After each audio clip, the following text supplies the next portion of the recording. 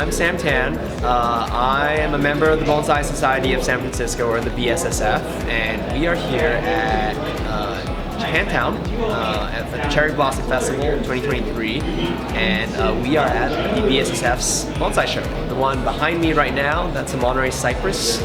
I bought it from Eric Schrader 3-4 years ago, and he had grown it from seed for, I think it was 14 years old at that point. So he grew that completely from seed. It's a NorCal native tree, very iconic on the NorCal coast. So I styled it kind of in a naturalistic fashion, windswept, wind influenced. I really like how it's come along. This tree was recently shown at the Pacific Bonsai Expo in 2022.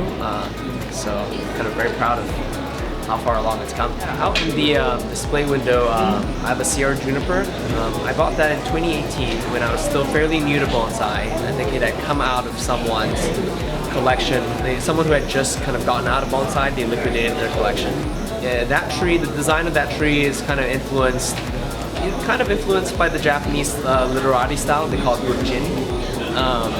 But it's kind of my spin on it.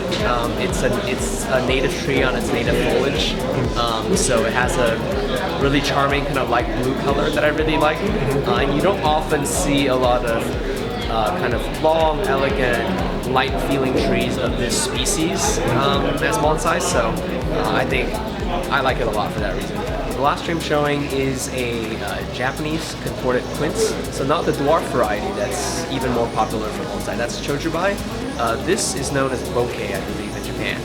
It's a contorted Japanese quince. I bought it from another club member, Brian Schindler, and I kind of, reimagined the tree a bit, kind of brought it back to a kind of a sprawling shrub clump style. It's come along really quickly. The tree develops so quickly and it pushes so vigorously that I've had a lot of success with kind of moving it along as bonsai. So I think this is the first time I'm showing it and looking pretty good. Typically these are shown out of leaf and in flower in the winter, and this is I'm showing it after its spring flush of growth, which is a bit atypical, but I actually think it looks really nice and bright and fresh, and it's kind of appropriate for the season that we're doing the show in. I'm Gary Thomas. I am a past president for the Bonsai Society of San Francisco. It was sometime in late last century. This was a tree that I bought at a sale in Oakland for $35. Someone had dug it out of a yard. It's a variety of blue coastal juniper. It's basically a creeper, it's a ground cover. So it is very slow to develop pads and foliage. It just tends to cover like a carpet. Very unusual and desirable because it has natural shari there. And this one here is an imported Korean privet, largely grown for this time of year for the flowers, which failed to open in time. But it's a very small white flower that's very fragrant. This would be what we consider a 3-point display. This is a coastal live oak that I purchased from someone in the Oakland club, and she had accrued it from someone who grew it from an acorn. So as time goes on, the corking of the bark will increase. I've had it less than a year. I just repotted it. So we, as yet, have our first flush of growth coming. Looking forward to more development in this tree. It's a tree that I'm trying to emulate the natural style of the oak trees that grow on the hillsides of California. A little more globular and rounded and just kind of spreading, as opposed to trying to grow it like a traditional pine tree. This is a pyracantha that I've had for about 5 years, and it's an import, I believe, from Korea. If you look at the trunk, what they've selected for a trunk are actually roots. So this is technically an exposed root style tree. It's in a glazed pot with accents of different colors. This is the first year in 5 years that I've managed to get the tree to come into bud overall. So the entire tree is covered with buds. For the show, only one frond opened. As we've had a really cold winter, things are a little bit slow. But if you zoom in on this, I think it's pretty interesting because, as you know, pyracantha is pretty straight, ramrod straight and sprawling. So this was probably field grown, developed in Korea. My name is Lucky. We're here at the Cherry Blossom Festival in Northern California, and the Bonsai Society of San Francisco is exhibiting the club's members' trees. This is a satsuki. In English, it would be an azalea. People who love bonsai don't particularly like azaleas, but they're considered true bonsai. But people love this particular tree. Some do because it produces flowers. This tree is all white, but there are 3 blossoms that are going to be popping out over here that will be red. And when that pops, it will be absolutely gorgeous. And I should say this particular azalea came all the way from Japan. It was bare rooted and then planted in bonsai soil. The name of the species, for those who might be interested, is Akimi no Suki. That's the specific variety of this particular azalea. This is a juniper. I can't tell you the specific variety. It is a bunjin style. Another word for that in English would be literati. An upright, if you will, that looks very, very bare, that has struggled to survive, has good bones. There's dead wood in the front, there's a live vein in the back. I've had this tree for about a half a year, and I actually bought it from the Bonsai Club in San Mateo. There was a member there that was downsizing and wanted to thin out his collection. This particular tree is a ginkgo. Ginkgo trees is considered an ancient tree. We don't see a lot of ginkgos. They don't grow vigorously. I've had this tree for probably about 3 or 4 years. It is in a white pot, although it doesn't appear to be white because it has a great patina due to the age of the pot. I don't know how old the pot is, but if you can look at the pot closely, it has a little bit of crackling in the glaze, which really makes it soft and gives it a different aesthetic that you don't see in a typical glazed pot. You know, most people would say, oh, how old is the tree? Is it 100 years old?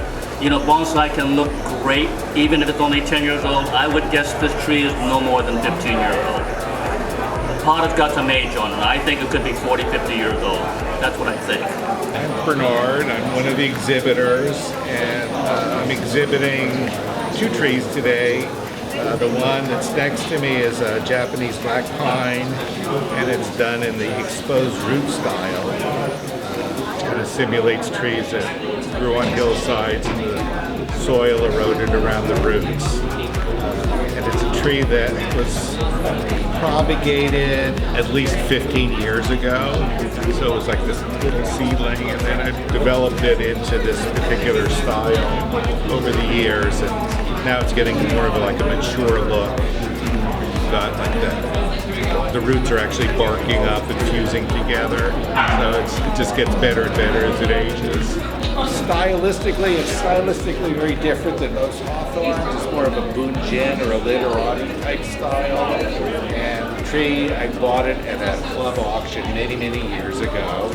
And I believe it belonged to John Boyce, who was one of the original founders of the club, who passed away recently. And his specialty was bunjin. And I think I actually worked on this tree with him 10, 12 years ago, many years ago. It's evolved a lot since then.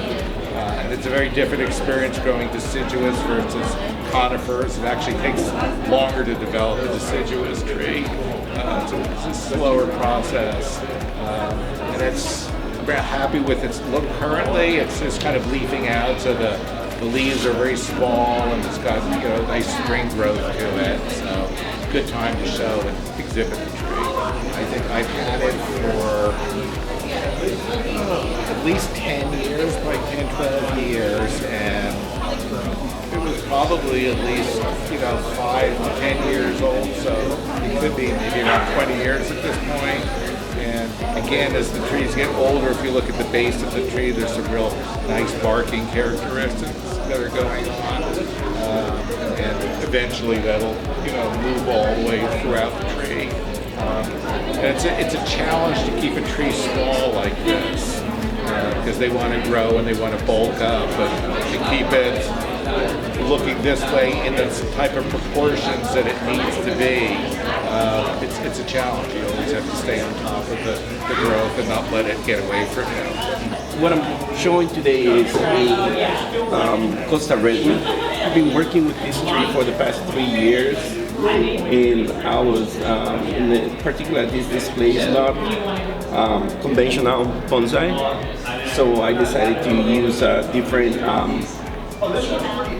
a container or bonsai pot in this instance. So I use a turtle and to make some a little bit different. I have a Sierra Juniper right in front of me. This one I acquired from the same guy that has been doing bonsai for a long time. And I've been working on it, styling it, getting back to health because it was in a pretty rough shape before I got it. It actually had a completely different angle and shape on it, and I have to work on it in order to get it to this point, which is still a little bit more work.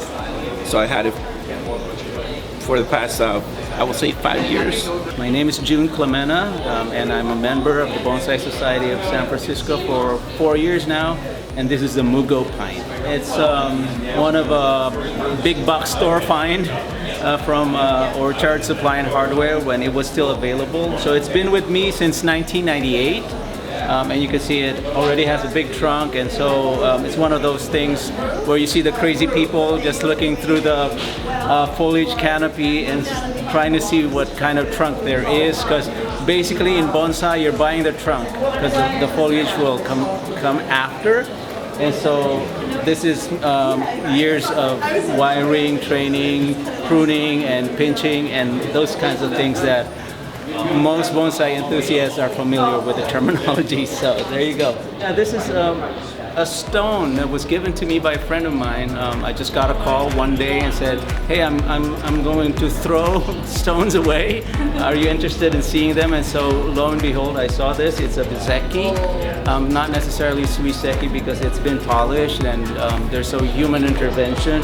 So the terminology for this kind of viewing stone is a Bizeki. Yeah, so this is an Alberta spruce.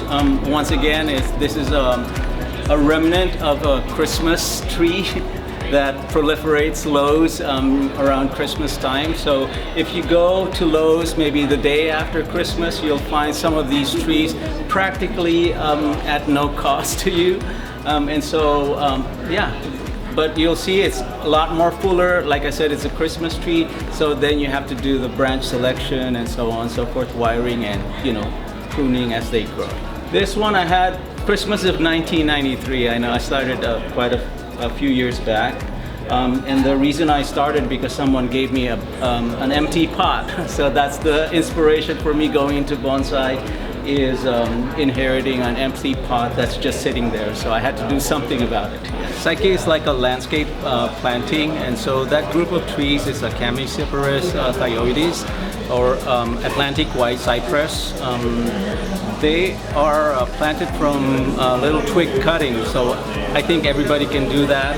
You know, take a snipping of like a small twig from a tree that quite readily roots. So then you can put it together, maybe 5 or 6 years later, you have a group planting of Psyche. So that's an interesting way at no cost. The only thing you need to buy is the soil and then a slab if you want to put it on a slab or a flat tray. And then that's it, you're all set.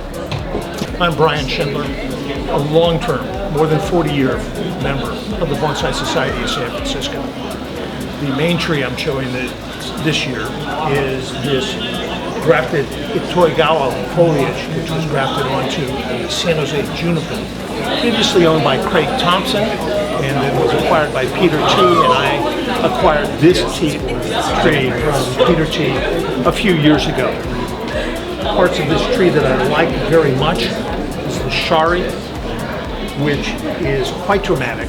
I would guess that the San Jose from which this came, the stock of this tree, is probably 3-4 decades old. I would bet, looking at the development of the shari. This was probably somebody's garden tree, because we did that periodically when people were remodeling their yards. We would take we would go out and dig them out before they were just thrown into the dumpster. And from these, we were able to create some very nice bonsai. In the front window is a Japanese flowering cherry, probably Yoshino, and the reason it is those are by far the most common cultivar of Japanese flowering cherry.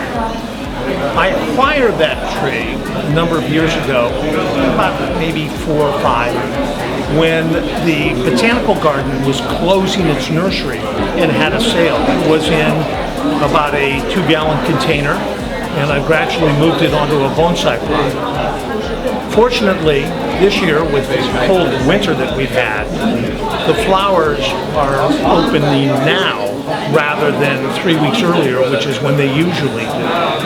I'm sort of proud of that tree because it's unusual to see flowering cherries. You can get flowering plum, ume, those kinds of things, crab apples, but cherries are sort of a little tricky in regards to keeping them alive in a bonsai pot. The Bonsai Society of San Francisco is the sole remaining bonsai club that's located in San Francisco.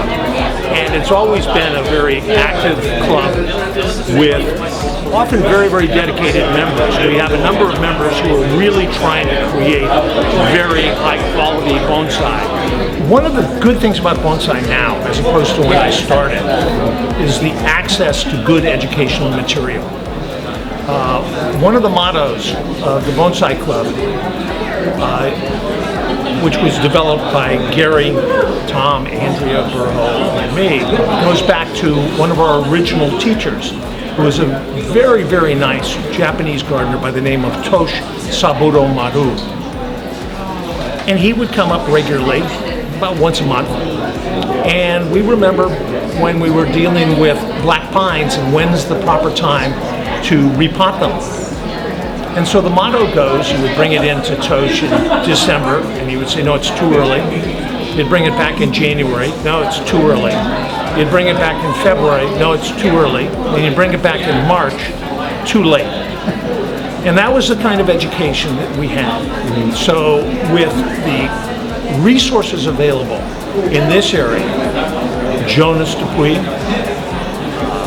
Eric Schrader, Peter T. are incredibly talented bonsai artists and can really supply an enormous amount of education for anyone interested in bonsai.